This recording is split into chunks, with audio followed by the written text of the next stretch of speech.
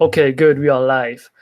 So, All guys, thank you so much for checking in. Today, I have a special guest. I'm here with Dr. Chris Masterjohn, and the interesting thing is, he got recommended to me after my second podcast I did with Victor from the YouTube channel Homegrown Big, because we were talking about my anxiety issues on the vegan diet, and he was like, "Check out Chris Masterjohn," and I was like, who is Chris Master? I had no idea who you were actually. So I went on Google. I checked out your website. I checked out your videos you had on your YouTube channel. And recently, I found some podcasts you did, and you were talking about your experience on your vegan diet, and you had almost exactly the same issues that I had, but you also have a PhD in nutritional science, and you yeah. were able to explain that in really good terms. No black and white thinking, no black and white terms, like really professional.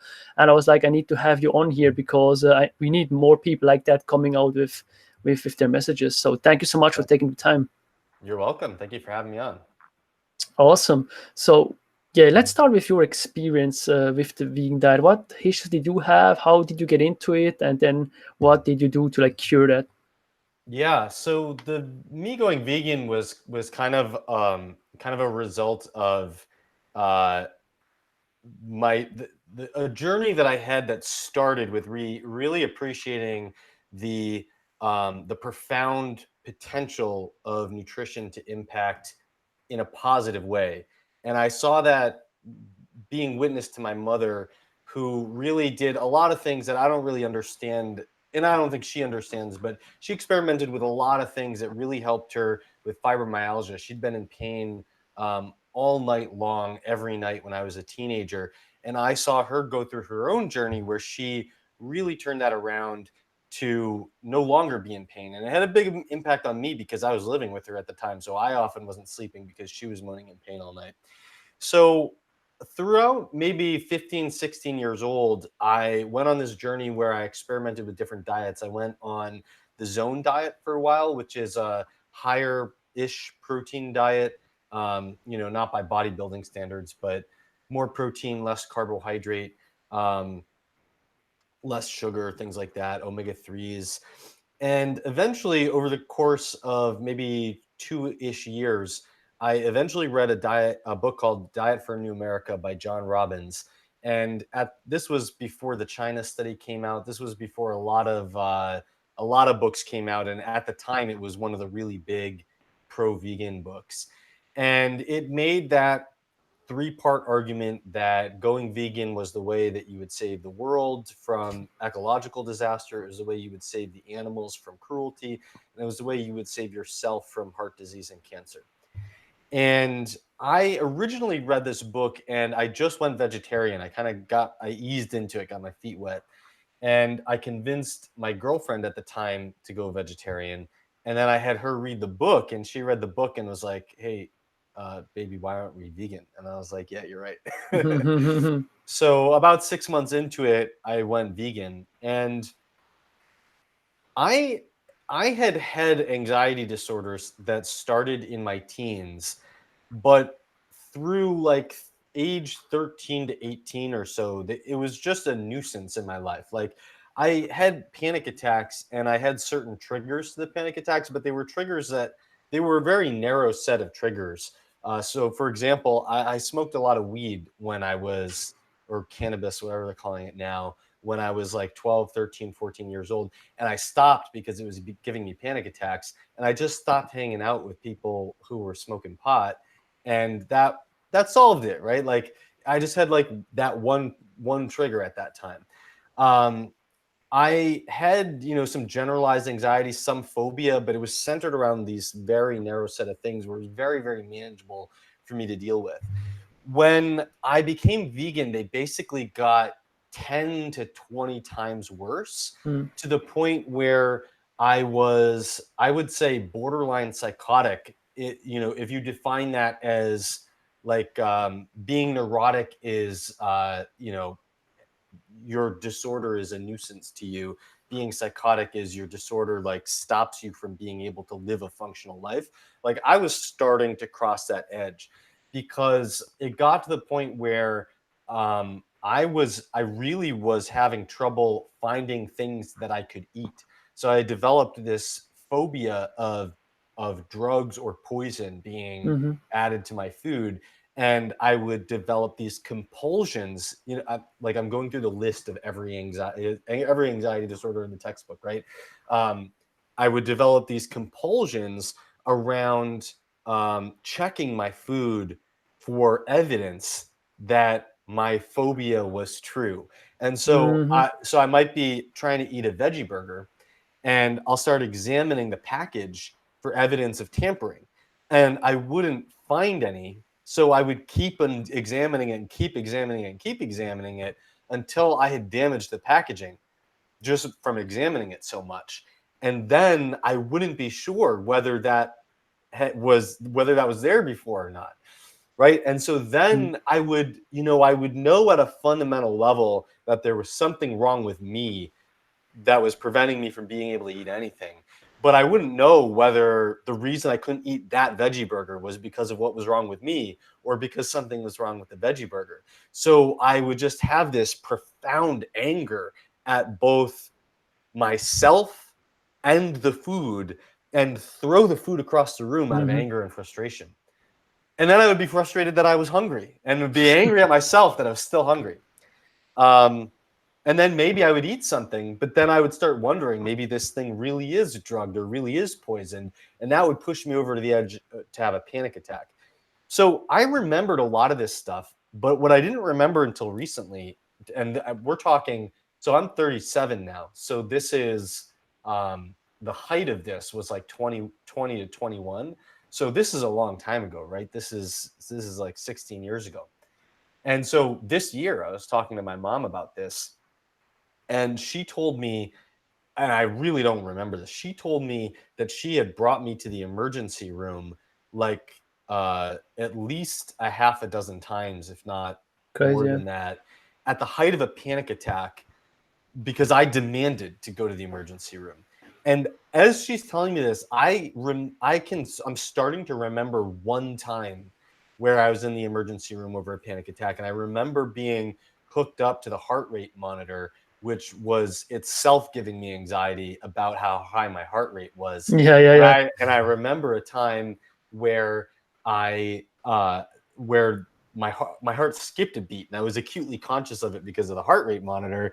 And then Shit. I started freaking out and demanding that the doctor come in because Yeah. Yeah. all hell was breaking loose inside my body. So I'm starting to remember this one time, but I still don't remember going to the emergency room 6, 7 times like she says I did.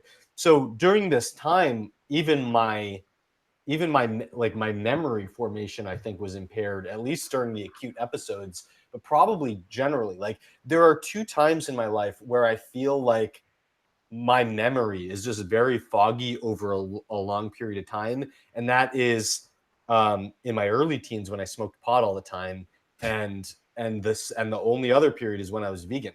Like I feel like those 2 times in my life are when my memory is just really hazy. um, so there were a couple things that happened. One was an intellectual turning point, and one was an experiential turning point. So the intellectual turning point was when I was working in the dining hall. Um, so I'm an undergrad at this point. So I'm working in the dining hall as a dishwasher, and my boss was really into natural foods. He gives me this pamphlet from a local farm where he would drink raw milk, unpasteurized milk Mm-hmm. from grass-fed cows, and the farm that he got his milk from was a big advocate of the work of Weston Price, who was a pioneer in nutritional I'm anthropology. prepared here. Can you see it? Yeah. Okay. Cool. Right. Well, let me see that again. Let me see that. Let me see the Yeah. cover. Oh, Wait, what edition is that? I need to check it really quick. Yeah, because my friend has the same book, but he has not the same edition. So this is mine. It's the same book, Yeah, I've totally seen different that one. cover. Yeah, yeah. Totally different That's. cover. I guess I have the This new one, this 2010. is yeah. It is the 6th edition, which is 2004. So maybe it's not the most recent one. Yeah, I guess This it's. thing's gone through so many printings. Yeah. So yeah, so Weston Price was the first research director of what became the American Dental Association. It wasn't called that when he was a research director of it, but he was research director there for 25 years. So he's a dentist, he's a scientist, he's a dental scientist, and he really moves from. He's still at a clinical practice, but he really moved into research as his main thing. And he was doing laboratory research in animals and clinical research in humans, trying to understand the causes and consequences of tooth decay. But this was a long time ago, right? So you said 2010. This is my 2004 one. The original printing of this book was 1939, and he added some chapters for the second edition in 1945. And so that's that's this book is the result of the research that he did over a decade after the period that I'm talking about. So leading up to the 1920s, he'd been doing research for 25 years, trying to understand the causes and consequences of tooth decay. And he realized this problem, which is that a scientist needs good controls. And at that time, there were no humans in the United States who didn't have tooth decay. This is a time where we were just starting to learn about the existence of vitamins, and we were very, very good at refining foods. So the technology to refine foods outpaced by a decade or two our discovery that when we do refine foods, we eliminate essential nutrients that are absolutely necessary and must be replaced in some way. And so, nowadays we have both the understanding that you shouldn't just eat refined sugar and flour. That understanding didn't exist at that time. And we also have the understanding that if 60% of people's diet is going to be refined wheat flour, we better put some essential nutrients into that wheat flour, or else we're going to have really severe problems, right? And so right now, refined flour is used as a vehicle. Not so much, they don't fortify it with the things that were taken out. They fortify it with whatever they think the human population might be deficient in, right? So there's some things that are just like in better, that you wouldn't get from whole wheat, but you would get from meat, for example. Like riboflavin is best found in red meat and liver, egg yolks and cheese, not wheat, but it's added to refined wheat flour to make up for the fact that we don't eat as many of those foods. Anyway, at Price's time, people don't have, like, the refined flour doesn't have anything added to it, and they don't have any consciousness about how you have to assemble a balanced diet. So their diet is absolutely terrible. And then it gets even worse circa 1930 when the Great Depression happens, because then the economy tanks and people can't afford good food. So my grandmother, for example, during the Depression, a typical dinner for her was a piece of Wonder Bread topped with Crisco and sugar. Crazy, yeah. And that, like, you're not getting anything from that, Yeah. right? And so Price is dealing with, now Price was doing the bulk of his research before the Depression happened. So it wasn't, the economy wasn't the limiting factor at that point. It was just the lack of knowledge and the great technology that allowed people to say, oh, this bread is more fluffy, this bread is more white, this bread lasts longer on the shelf, and all of that stuff. And so American nutrition is at its absolute worst. Everyone has massive tooth decay. And Price says, geez, I need some controls. And he's aware of anthropological literature that's starting to develop, that's starting to find little populations in little pockets all over the world where they find people that are isolated from modern society. And one of the things they mention, these aren't dentists, these are anthropologists. One of the things they mention is these people have perfect teeth, whether they're, in one continent or another or in another, they all have perfect teeth. And so Price says, let me see if there's something to this. And let me take all my tools as a dental researcher and really study the heck out of their teeth. And so he embarks on this journey and basically accidentally becomes one of the pioneers of nutritional anthropology, where he just follows in the footsteps of the anthropologist, but his sole goal is to understand the nutrition and health of these people and the impact of nutrition on their health. And he discovers that it wasn't just tooth decay, it was also dental deformities. So like, is your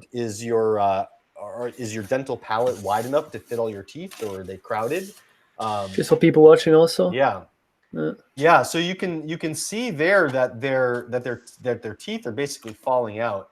But you also see, as you look through pictures in that book, that the teeth are more crowded, that the face starts to narrow, especially in the cheek area and in the bottom of the jaw. The People start breathing through their mouths because their nostrils aren't wide enough to carry their airways and things like that.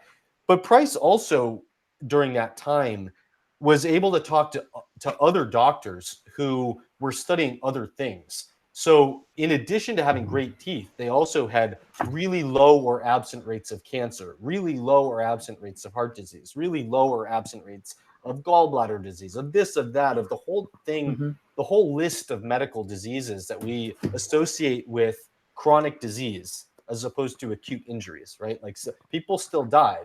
You fell off a cliff, you died, right? Yeah. But people were not developing the kinds of chronic diseases that we associate with modern society. And Price, there were two big lessons from Price's book. I think one of them, lessons about the nutrition. I think one of them is sort of obvious to us, which is, um, all over the world, the traditional diets were, just as in the United States, being displaced by what he called the displacing foods of modern commerce, which are white flour, white sugar, canned goods, syrups, white rice, basically junk food, things that Yeah. don't have nutrition. And I think it's it's not surprising to any of us, whether we're vegan or we're paleo or we're keto, that if most of your diet is white flour and white sugar, you're going to run into some problems, right? That's sort of Yeah. the lesson that we've all, even though the average American is eating 60% of their diet as refined flour, any health conscious American isn't, right? Like, whatever direction you go in, um, that is health conscious, like, everything else about those directions can be different, but they're all taking the refined flour and sugar out and they're putting something else in. Like, plant-based whole foods, plant-based vegan is putting, vegetables and beans and stuff in there. Paleo is putting meat in there, but like, you're taking the refined flour and sugar out. So that's not that surprising. What was surprising to me at that time as a vegan was the second point, which was that these populations were not just so healthy because they didn't eat white flour and white sugar.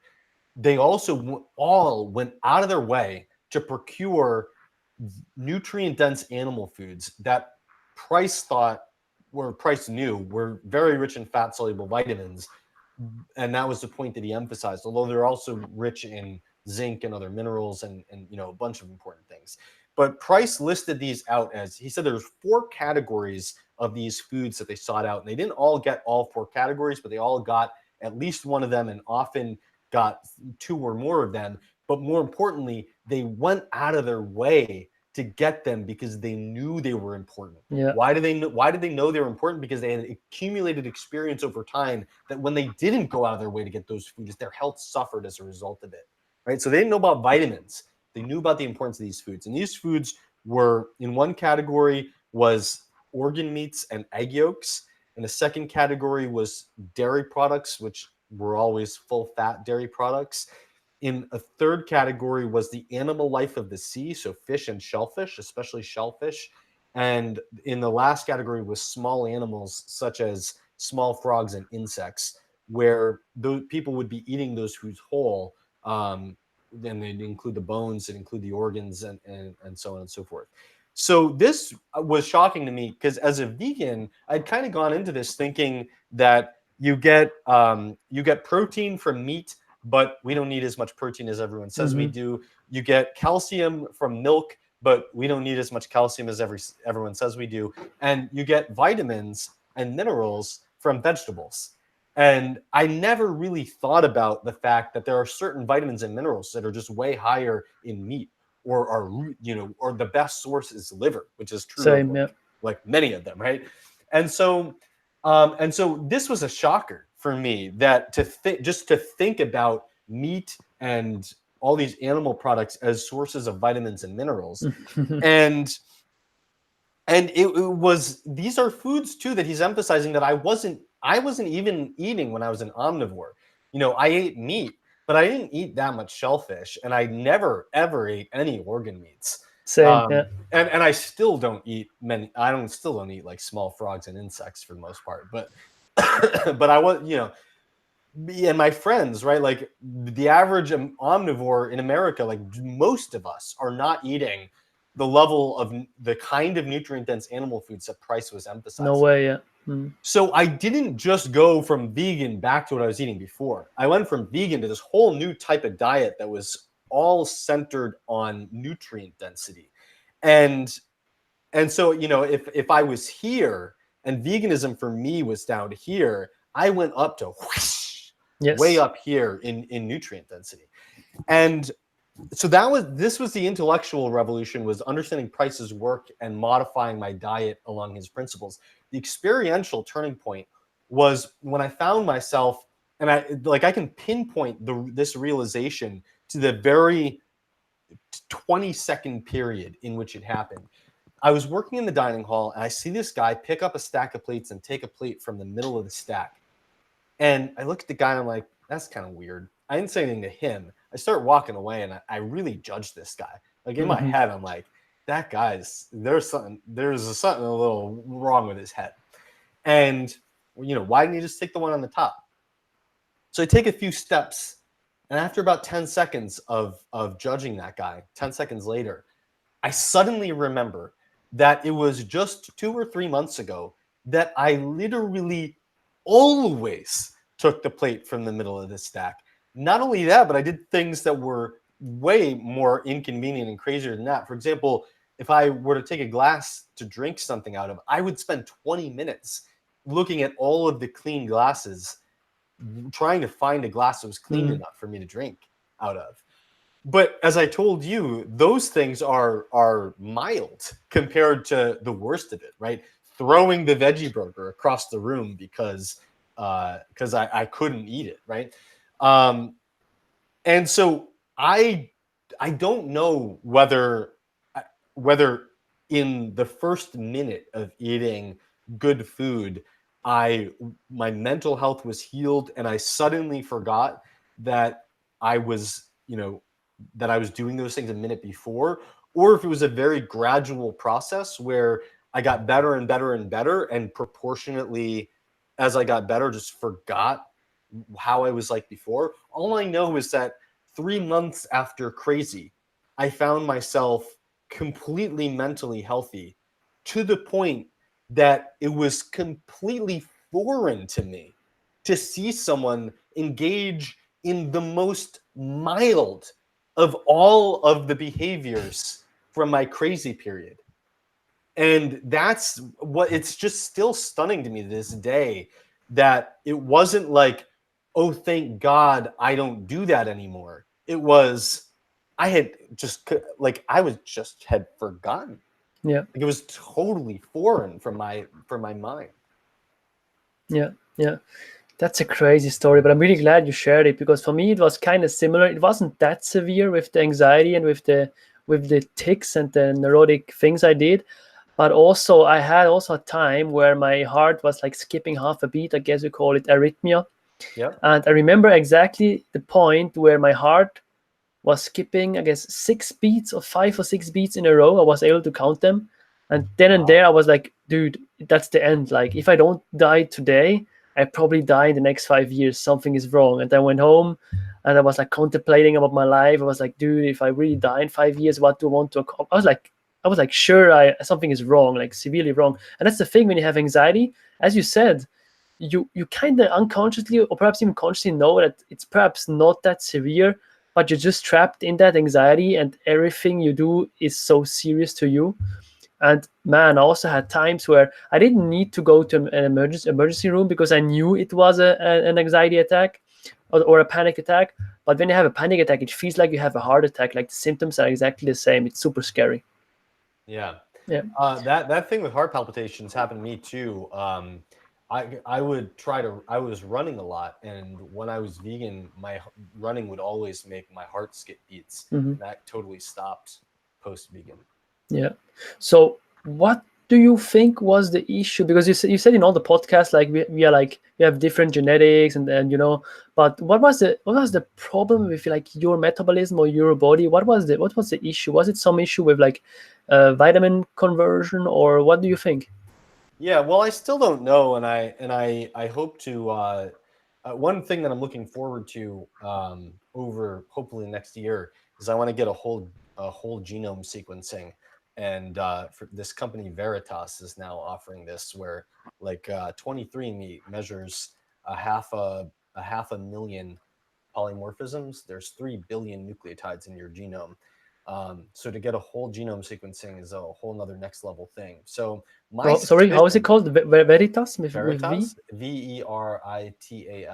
Okay, good. Thank It's you. expensive though. So anyway, I hope I have answers when I get that done. But Good. let's look at a couple principles. So first of all, we know that the rate of anxiety disorders is way higher among vegetarians and vegans than it is among omnivores. And the fact that you invited me on because you were having similar experiences um, just sort of illustrates that point.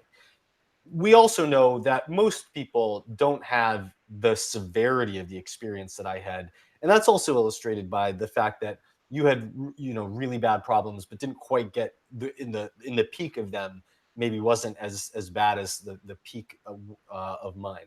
Um, but one thing that we don't know from the observational literature, and that means the studies where we just ask people what they're doing and look at what happens to them, and we don't really try to do any experiments to figure out cause and effect. One thing that we don't really know about that is, what is the cause and effect relationship, and even which direction is that? Are vegetarians and vegans at a higher risk of mental disorders because the veganism causes the disorders, or because people with the disorders are more likely to become vegan, or because there's some personality traits that makes people do both, right? And those aren't mutually exclusive. You can imagine that they're all true. And so, as an example of the latter, imagine that a personality trait like perfectionism is causing someone to always be more perfect in their diet, but perfectionism can lead to being kind of neurotic, Hmm. which can lead to a lot of anxiety, right? And so if you see veganism as a way to make your diet more perfect, but that perfectionism is also driving you to be kind of neurotic, then you can see how a personality trait could influence those connections. But we also know that if we just look at how the brain works, we can see a lot of nutrients that are very important to good mental health that are harder to get on a plant-based diet, and um, and some things that aren't nutrients too. And so one of the things that you just alluded to is that there's a lot of genetic variation in our ability to make conversions from one nutrient to another, or even to synthesize things. So as an example, um, I have very, very low cholesterol levels, and my cholesterol levels were extremely low when I was vegan. My total cholesterol was 106. And although we tend to look at cholesterol as a bad thing, people with really, really low cholesterol levels have a much higher rate of mental problems. Hmm. And that's because cholesterol is the number one, it's the limiting factor for your brain to be able to make connections between brain cells. And number two, if you look at the brain, it's 2% of the body's weight, but it's 25% of the body's cholesterol. Yeah. And that's because they're just to have brain cells communicate with one another requires a lot of proteins to be stationed in the cell membrane on basically like rafts that are very, very rich in cholesterol that helps hold the proteins in place. And if you, so anyway, it might be I probably am not as good at synthesizing cholesterol as I should be. And on a vegan diet, there's zero cholesterol. And so it might be that I'm one of the 1 to 3% of the population that needs to eat cholesterol in my diet in order to keep the cholesterol levels in my brain healthy. That's not the normal case, Yeah. but it's a small percentage of people. But there are a lot of other nutrients. So there's some nutrients that are just harder to get on a vegan or vegetarian diet, and the famous one is vitamin B12. Vitamin B12 is also, the hallmarks of B12 deficiency are neurological symptoms. They can be things like your heart skipping a beat can be an example of that. Mhm. One of the hallmarks of B12 deficiency is autonomic dysfunction, which means that you're not regular you're not the involuntary things like your heart rate and your breathing aren't controlled properly. So sometimes people have exercise intolerance when they're B12 deficient because they start exercising and their heart rate doesn't increase the way it should. Crazy. And so, things like that. But also mood changes and personality changes and mental disorders that can become even schizophrenia, really severe mental problems in B12 deficiency. And so that one's kind of obvious. But there are others in vegetarian or vegan diet that are hard to get. For example, it's much harder to get enough zinc. It's much harder to get enough iron. Yes. Um, and then besides those, and then even a lot of the B vitamins, it's not hard to get them, but the intakes are going to be lower. Like I mentioned riboflavin before. You're not going to. Vegetarians and vegans are 3 times more likely to be riboflavin deficient.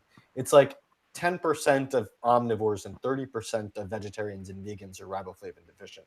And you can get enough on a vegan diet. It's just way easier to get on an omnivore diet because red meat and eggs and salmon are at the top of the list, right? Totally. Um, and so all these B vitamins work together, and they all are very influential on mental health. But then there's also the nutrients that need metabolic conversions in plant foods and don't need them in animal foods. So vitamin A, for example, you get carotenoids from red, orange, yellow, and green vegetables. You get retinol from animal foods. What form do you need in your body to prevent vitamin A deficiency? Retinol.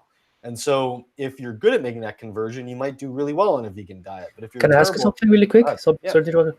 I was eating a lot of carrots and I got also really orange in my face and on my hands. Yeah. So you suck at that conversion. Yeah, I knew it. I Yeah. knew it. Thank you. Yeah. So right. So the average the typical person can eat a lot of carrots and they're not going to turn orange. And Mhm. it's because the beta carotene that they do absorb gets turned into retinol. Um, and so in like everyone's going to turn orange if they have enough carrots. But the average person is probably like you're probably going to have to juice the carrots and just drink carrot juice all day long as a major source of calories to be able to overwhelm the system to that point. And maybe you were doing that. I mean, how many carrots were you eating? I mean, I was cutting for a photo shoot, so I didn't eat a lot of calories. I had perhaps a pound of carrots a day on average. That's Yeah. Okay. So I mean, a pound of carrots is a lot of carrots. Were they raw okay. or cooked? Raw. Okay. So I mean, if they're raw, you're probably not digesting and absorbing a lot of carotene. It's a tough call. I don't know. Okay. Did you do you have do you tend to have dry eyes or bad night vision or skin problems? Yeah, it's a good point. I have bad. I don't know what bad night vision is, but I would say I have. And when it's night, I see like this white thing. You know what I mean? It's like, yeah, I guess it's bad. I would say if you struggle, do you drive? I drive, yeah. I would say if you often feel like you need to put your high beams on more than your friends or your family put their high beams on, I would say that's a pretty good sign that you have bad night vision. Does What's that the happen to you? high beam? What do you mean? Oh, well, this is a bad example. Okay. I don't know. On American cars, you hit the little button and the lights, instead of pointing to the bottom of the road, point up like this, and Hmm. it's more illuminating and you can see better. But you can't use them a lot because if someone's coming the other way, you can blind Oh, them. good point. I would say I don't do that often, but I always told when I was starting to drive, I told my parents that I don't like to drive during the night because I don't see or I don't feel that secure driving during the night. I guess, yeah. Yeah. Let's leave it up in the air. But I would say if you have more trouble than if you driving at night than other people do, um, that's a sign of bad night vision. But it's complicated by the fact that your parents had been driving longer than you, they were more experienced, et cetera, et cetera. Yeah. Yeah. Anyway, anyway, you might have just been eating too many carrots. I guess. But it could be the case that that you turn orange, like especially if you turn orange in response to like a few carrots. That's a really big sign that you have really bad conversion of beta carotene to retinol, because you should be converting pretty much all of the beta carotene that you're absorbing into retinol if you're only eating a few carrots. In any case, so vitamin A is one of the ones that require metabolic conversions. Vitamin B6 is another one. Vitamin B6 is needed to make all the neurotransmitters, so it's extremely important to mental health. But so is vitamin A. Like vitamin A regulates a lot of things in the brain. Like it regulates dopamine receptors, which are needed for you to feel like motivated and happy, right? Like, Yes. so all the nutrients play an important role in the brain, but B6 is extremely important to the brain because like most of the neurotransmitters to make are vitamin B6 dependent. And if you look at vitamin B6, like if you look at vitamin A deficiency, you're usually seeing things in the eyes and skin. When you look at B6 deficiency, it's all neurological, right? So B6 is an important one. The essential fatty acids require metabolic conversions from the plant form to the animal form as well, and those are also important for mental health. And then there are some that that are kind of in a middle ground. So vitamin B5 or pantothenic acid is it doesn't really fit into any of these categories, but it requires very difficult metabolic conversions from plant or animal foods. And it's easier to get a lot of it if you eat a lot of animal foods, right? So it's not like B6, essential fatty acids, or vitamin A, where there's literally a different form in the plant food as the animal food, and you need the animal form. But it still kind of works out that way, where if your genetics make you bad at making that conversion, you're going to need a lot more of it, and it's going to be harder to get a lot more of it when you're eating a diet that has less of it, right?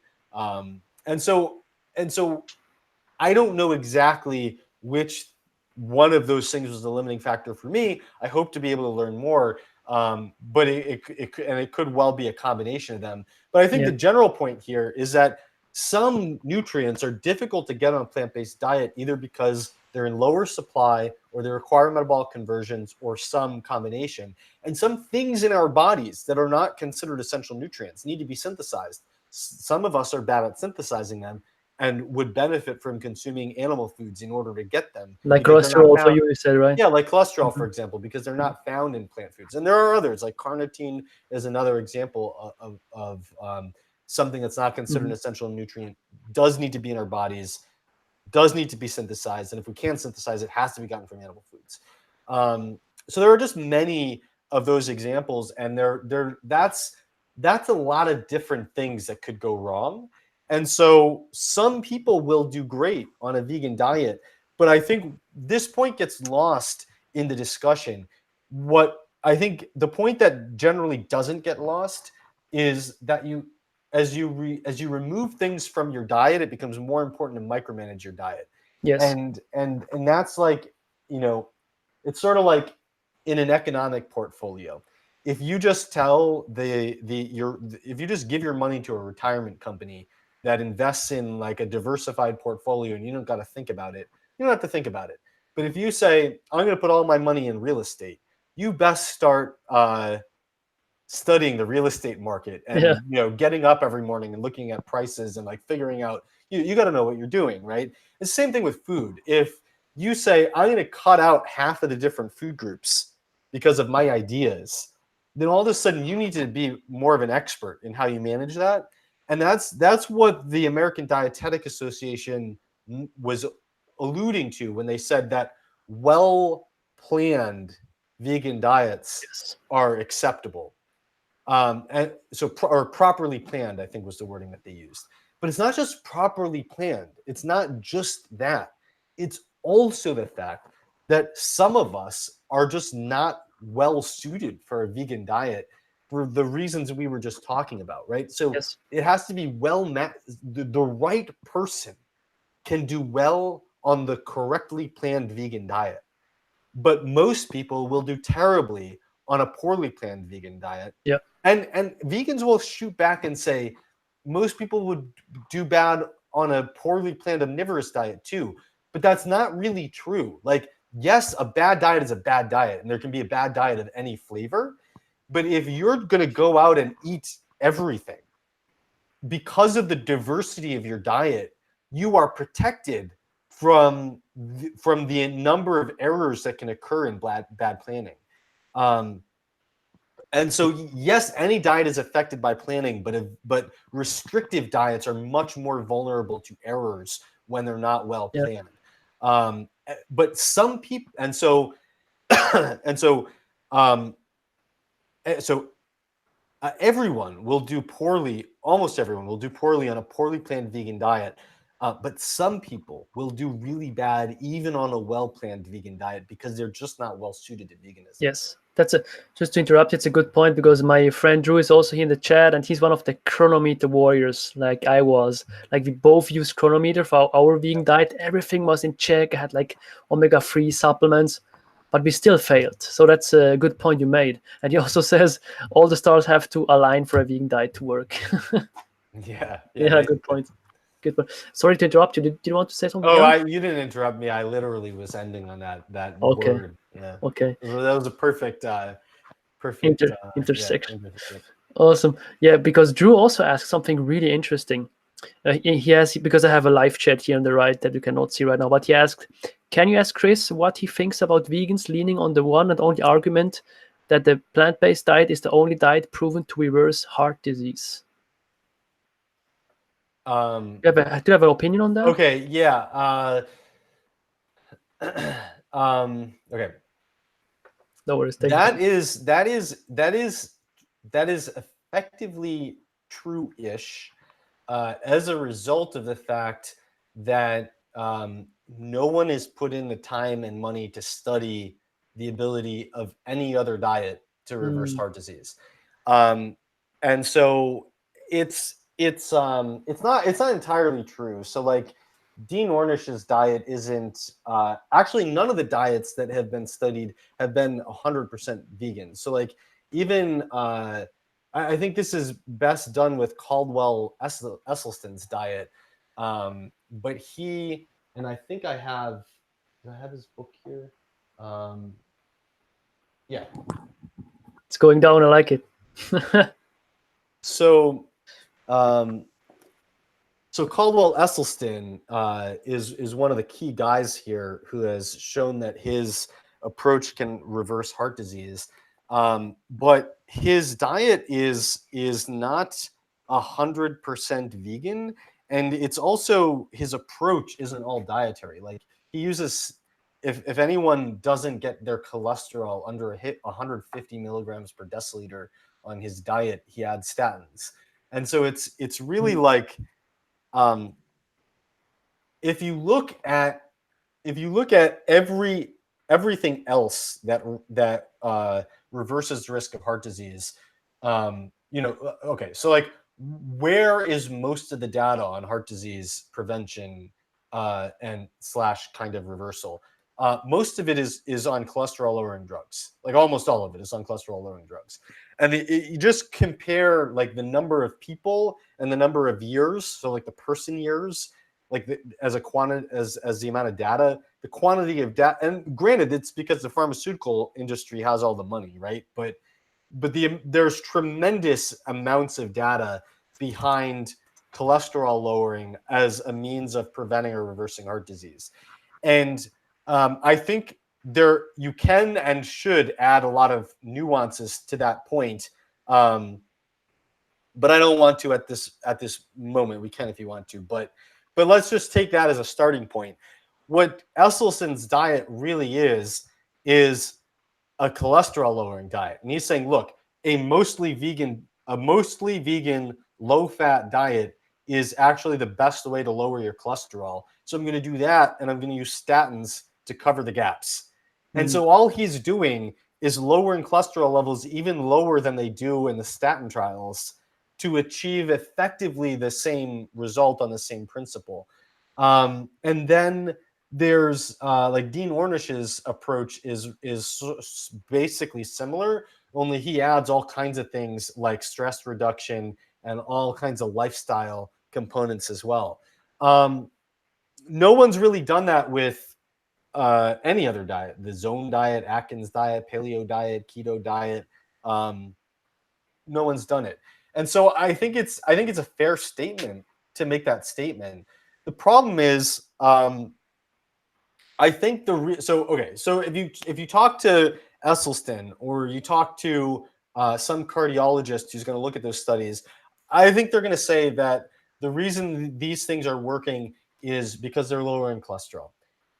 When I look at it, I have a more sophisticated view of the whole cholesterol relationship. I look at that and I say, well, I think what they're doing is they're protecting the things that carry cholesterol from being damaged, because I think that's the key culprit in heart disease.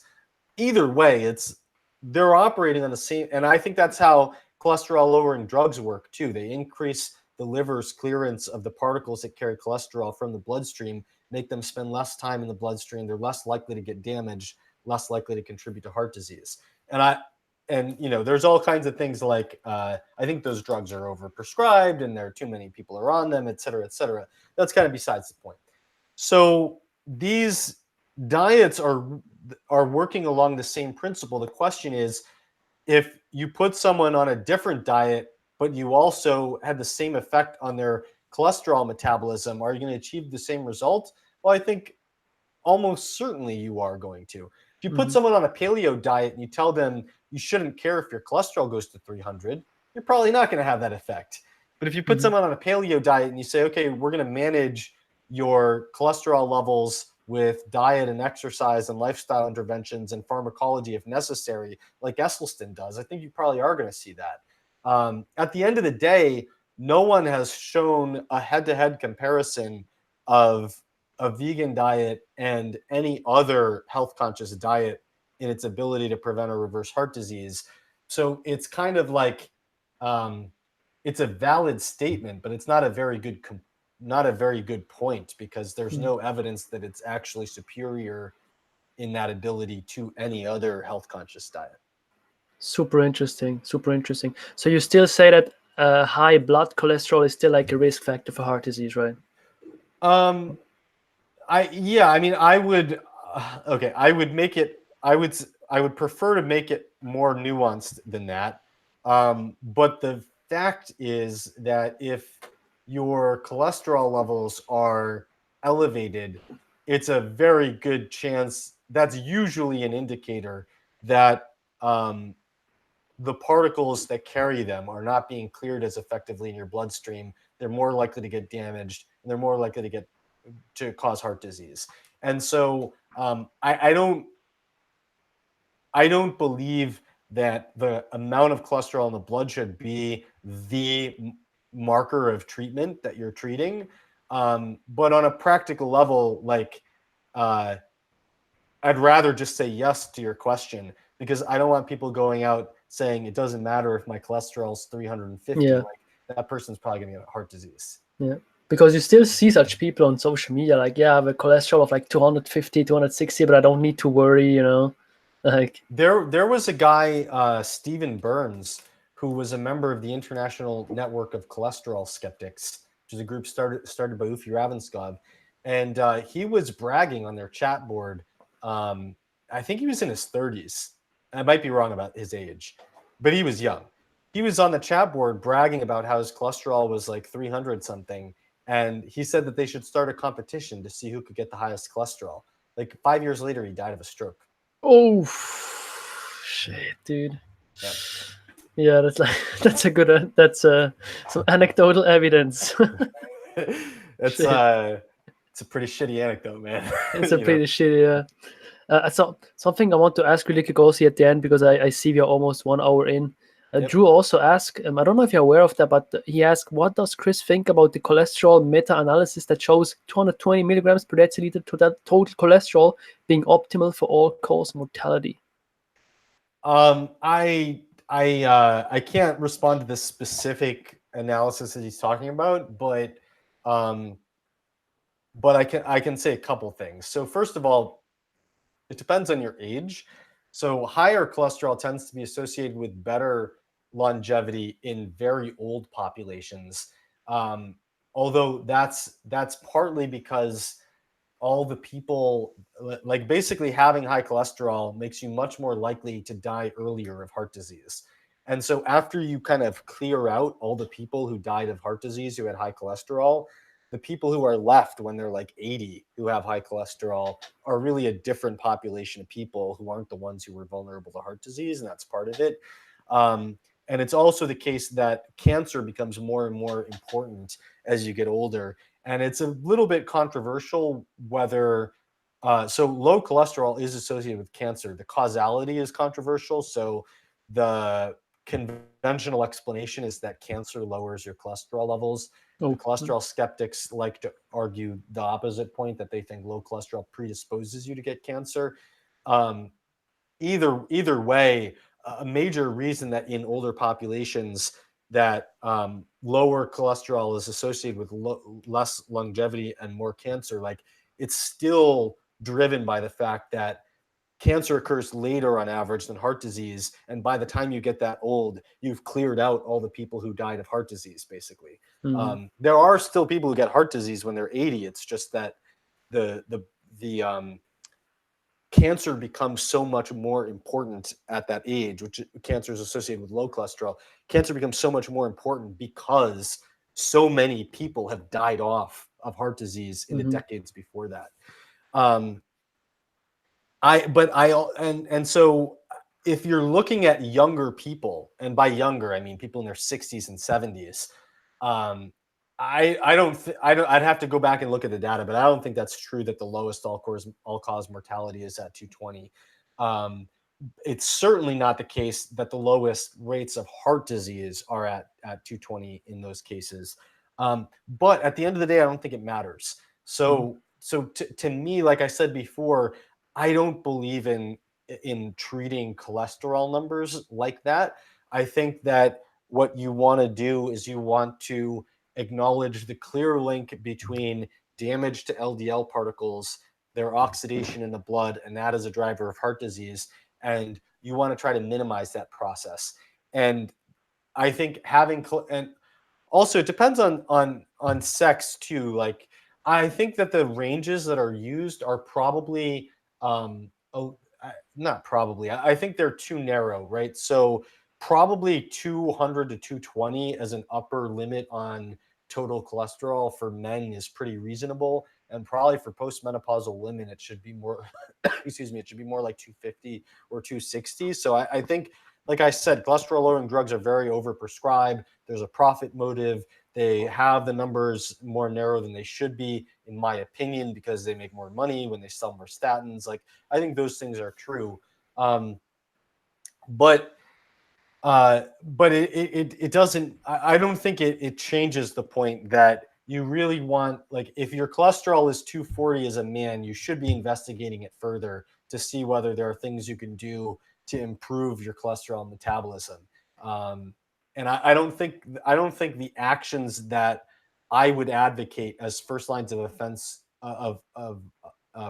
first line offense to lower those cholesterol levels are going to increase your mortality rate, because I would start with things like cleaning up your diet and exercising more, mm-hmm. and taking matters to reduce inflammation if it's present. All things taking matters to improve your thyroid health if there's an issue there. All things that I think are going to improve your health across the board. Good stuff. And basically the basics everyone should do, but nobody does. Yeah. I mean, so many things that we're treating with drugs, if you just did what we would consider the basics, you'd clean up, 70 or 80% of that. Yeah, yeah. By the way, do you have 5 minutes left? I can do 5 minutes. Yeah. Okay, thank you. Because this is a personal question of mine. Because I've read I guess you know Dr. Walter Longo, right? Yep. He talks a lot about like high protein decreasing your overall longevity and mTOR being so bad for your for increasing your lifespan. Do you have an opinion on that, or what's your take on that? Yeah. So I find it very difficult to believe that you want, like, if this is true, probably the older you are, the less protein you should eat. But Hmm. all of the data that we have um, really indicates that older, like on protein requirements, really indicates that the older you are, the more protein you need. The older you are, the more protein you need to maintain nitrogen balance. The older you are, the more protein you need to support your bone density and to support your retention of muscle mass. Hmm. And if you look at major drivers of death, um, like in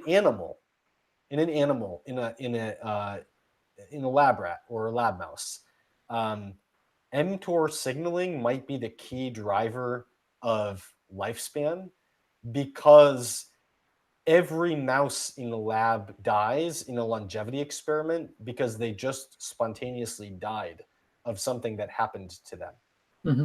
If you look at humans, it's not like that at all.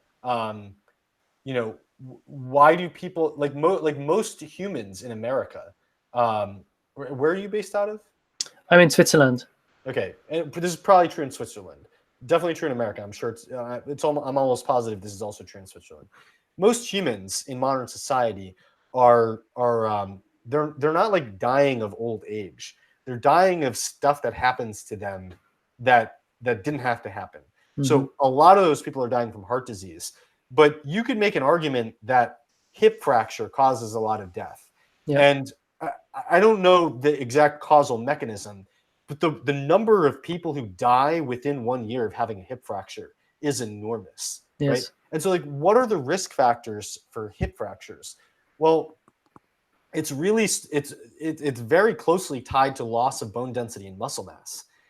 and and loss of muscle mass is not just um, so first of all, muscle mass is needed to support your bone mass. uh, Muscle mass is needed to support your metabolic health because, for example, glucose disposal is largely driven by your muscles uptake of glucose.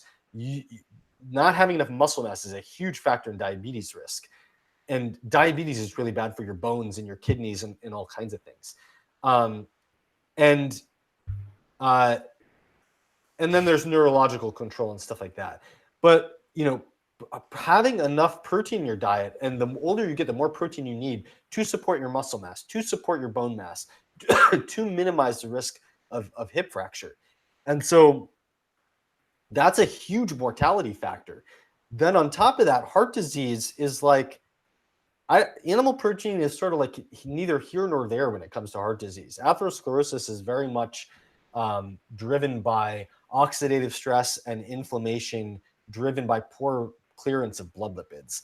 And that's like, you can argue that animal protein plays into that, but it's not mostly driven by mTOR signaling. It's mostly driven by other Yes. very well characterized stuff that has nothing to do with that. So maybe then, after you clear out like most of the people who died associated with hip fracture, most of the people who died of heart disease, maybe the cancer is like, I think you can make a very compelling. If I got cancer right now, I would go on a low protein diet. And I say that because I think that T. Colin Campbell, who wrote the China study, did some very elegant experiments showing that in animals, um, in several different cancer models, more protein fuels more cancer growth when the cancer Hmm. has been established. But he also showed in these experiments, which he never talks about because it doesn't fit into his agenda, he also showed that if the animals don't have cancer yet, and you're in the stage before they get cancer, or while they are being dosed with a carcinogen, the higher the protein in the diet, the more protected they are. And Interesting. why is that? Because protein is needed, especially the amino acids in animal protein are needed to make, for example, glutathione, which is key to antioxidant defense and it's key to detoxification. And so when Campbell was dosing animals with aflatoxin, high protein led to higher glutathione levels, which cleared the aflatoxin out of their systems, and protected them against cancer. Less cancer was initiated. But if he took those animals and he fed them a low protein diet while he gave them the aflatoxin, and then switched them to a high protein diet after they got the aflatoxin, then those animals got tons of cancer because the low protein diet made more cancer cells get initiated, and the high protein diet fueled the cancer growth. Yes. Right. So I do think if I had cancer now, I'd probably go on a low protein diet, and probably a low protein diet is a very good I don't want to say treatment, but is a very good component of the dietary portion of what people should be treated with if they have cancer. But if you don't have cancer, going on a low protein diet is a stupid way to not get cancer. Mm-hmm. Mm-hmm. Everything we know about it indicates that if you don't have cancer yet, more protein is better, right? Yes. So mTOR signaling, sure. I do think, I'll add one more point. I do think that mTOR signaling, one thing we know is that the balance between methionine and glycine is a driver of mTOR signaling. So you're going to get excess mTOR signaling if you have too much methionine and not enough glycine. Methionine is found in muscle meats, glycine is found in skin and bones. Every population on the planet until modern society, when they ate an animal, they ate the whole animal. The whole animal is 50% collagen, which is the protein that's rich in glycine in skin and bones. So we are the first humans to eat boneless, skinless chicken breast as a main source of protein, and I would expect that to lead to excess mTOR activation compared to a whole animal diet. So I think that's a factor. But again, that's probably a factor in cancer growth, and it's probably a factor in dying of old age. But that's not the thing you want to be thinking about in preventing hip fracture and preventing heart disease and preventing people from dying in their 60s and 70s. Yes, makes so much sense. Yeah. So Chris, I'm so grateful for the time. Like, I never learned so much during a podcast. So I would like also to invite you for a second time in a couple of months from now, because it was just so insightful. And we need such people like you that are on social media, that are sharing their knowledge, because on social media we have just too many people that have no idea what they're talking about. So I look forward to part 2, man. Awesome. So before we end the podcast, where can people find you? You can find me at chrismasterjohnphd.com. You can also find me at chrismasterjohn on most social media, and I'm on pretty active on YouTube, Facebook, Twitter, and Instagram. Every once in a while, I post something on Snapchat, not too often. And there's 2 things I'll give you links to send out to people for. 2 things that people would be interested in now is if you're someone who is, you consider yourself a beginner at nutrition and you want to kind of get into intermediate level, I have a free course called Vitamins and Minerals 101 that gives you either by Facebook Messenger or by email a lesson on a nutrient each day that covers why it's important, where you get it from food, how you would know if you are deficient or toxic or imbalanced, and when you should think about supplementing. And I would say it's mainly driven at people who want to go from beginner to intermediate. But people who are experts are also really loving it because they either find it a good refresher or they find a little nugget of something that they didn't know in each lesson that they really love. And then the other thing I have to offer right now, which is not free, but I'll give you a code to pass on to your listeners for 20% discount, is Testing Nutritional Status, the Ultimate Cheat Sheet. And that is a comprehensive system for managing nutritional status with, if you want to know something like why is my anxiety level increasing on this diet, to get the right lab tests, to look right signs and symptoms, right foods and supplements, and manage that issue, is what that's geared at. So good stuff. Yeah. I will definitely check that out. By the way, do you have a book list somewhere of your favorite books or something? I don't, but I should make one. On Goodreads, I can recommend it. Because I wanted to ask you also, because I have an amazing bookshelf. But I will ask you the next time we can make a whole podcast about nutrition books. I'm a huge nerd, I guess you can tell that. So looking forward to that. So thanks, guys, for watching. Check out Chris, his work. Also check out the links I'll put in the description below. Thank you so much for being here. Thank you also to Chris, and I will see you in the next one. Cheers. Cool, man. Cheers.